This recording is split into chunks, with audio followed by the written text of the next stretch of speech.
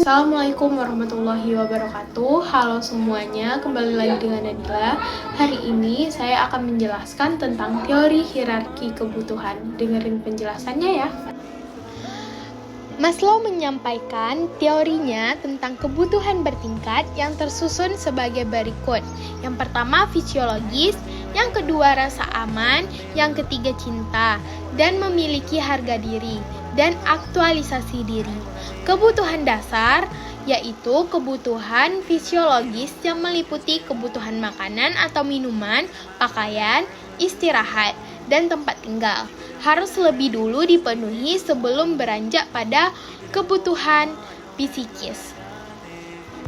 Yang pertama, kita akan membahas tentang kebutuhan dasar fisiologis. Maslow menyebutkan bahwa kebutuhan fisiologis adalah sekumpulan kebutuhan dasar yang paling mendesak pemenuhannya karena terkait dengan keberlangsungan hidup manusia. Kebutuhan yang pemenuhannya tidak mungkin ditunda. Kebutuhan fisiologis merupakan kebutuhan yang paling mendesak, sehingga paling didahulukan pemuasannya oleh individu. Kebutuhan fisiologis merupakan kebutuhan yang paling mendasar dan tentunya merupakan masalah yang terpenting apabila kebutuhan ini tidak terpenuhi. Apabila kebutuhan ini terpenuhi, maka seseorang akan cenderung bergerak. Kebutuhan fisiologis adalah potensi paling dasar dan besar bagi semua pemenuhan kebutuhan di atasnya. Adapun kebutuhan-kebutuhan yang dimaksud adalah sebagai berikut. Yang pertama, kebutuhan makan dan minum.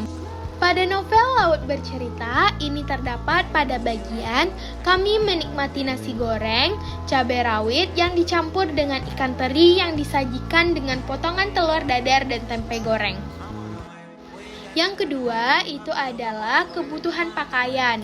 Terdapat pada kalimat, ini aku beli di minimarket sebelah, baju dalam dan t-shirt. Celana panjang punya Mahesa karena tubuh kalian sama tingginya. Di sini Anjani memberikan pakaian kepada Laut karena Laut tidak mempunyai satu helai pun pakaian di safe house yang mereka tempati. Yang kedua, itu kebutuhan rasa aman. Jika kebutuhan dasar sudah dipenuhi, selanjutnya adalah kebutuhan rasa aman. Kebutuhan ini meliputi rasa aman fisik dan bahaya yang mengancam. Dalam novel ini bisa dilihat pada kalimat, mungkin malaikat sedang turun ke bumi dan melindungi kami dengan sayapnya. Supir bus turun dan menghadap para polisi patroli itu. Sudah menyediakan jawaban. Dia mengangkut anak-anak mahasiswa yang studi ke desa-desa yang masih memiliki ladang. Yang ketiga itu kebutuhan sosial.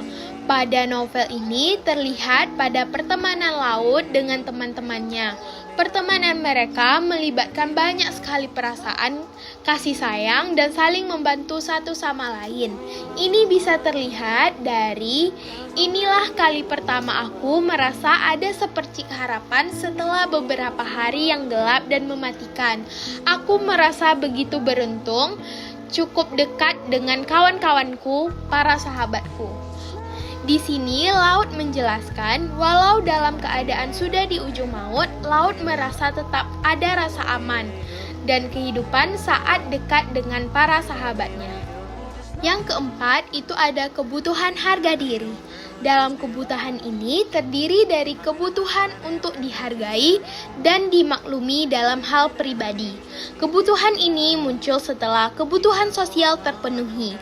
Pada novel ini, kebutuhan harga diri terdapat pada bagian sesekali kami bergerilya dengan membuat grafiti sebelum matahari muncul. Grafiti berbunyi hal-hal yang radikal semacam gulingkan diktator atau gulingkan orde baru. Biasanya kami nekat setelah malam berbagi cerita yang menjadikan. Misalnya, Daniel yang bercerita bahwa rumahnya digerebek dan Bu Marta pingsan. Atau aku yang mendengar Bapak berkali-kali didatangi Intel atau Pak D. Julius yang cukup vokal di Jakarta tak henti-hentinya mendapat telepon yang berisi ancaman akan dibunuh jika tidak segera menyerahkan Julius kepada yang berwajib. Yang kelima itu aktualisasi diri. Kebutuhan ini adalah kebutuhan terakhir setelah semua kebutuhan terpenuhi. Aktualisasi diri artinya kebutuhan untuk memaksimalkan potensi diri untuk menjadi yang diinginkan. Pada novel Laut Bercerita, karya Leila S. Chudori ini terlihat dari tokoh laut dalam mencari kebebasan diri untuk berpendapat di era Orde Baru.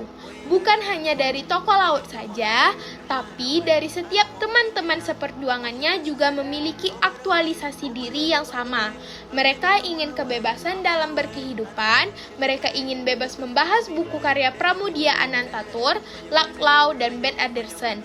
Mereka juga ingin bebas dalam pemerintahan yang sudah 3 dekade memerintah di Indonesia pada waktu itu. Kasih untuk semuanya yang telah menonton. Bila ada kekurangan, kalian boleh tulis di komen bawah.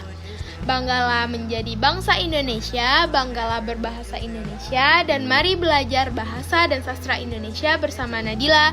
See you the next video semuanya. Bye. Assalamualaikum warahmatullahi wabarakatuh.